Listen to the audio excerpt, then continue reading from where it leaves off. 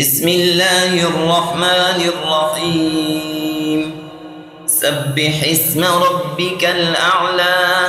الذي خلق فسوى والذي قدر فهدى والذي أخرج المرعى فجعله غثاء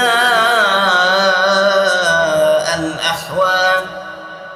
سنقرئك فلا تنسى إلا ما شاء الله إنه يعلم الجهر وما يخفى ونيسرك لليسرى فذكر إن نفعت الذكرى سيذكر من يخشى ويتجنبها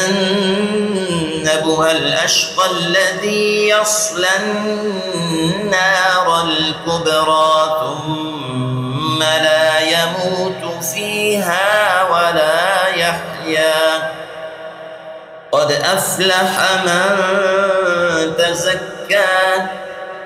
وذكر اسم ربه فصلى بل تؤثرون الحياة الدنيا والآخرة خير وأبقى إن هذا لفي الصحف الأولى صحف إبراهيم وموسى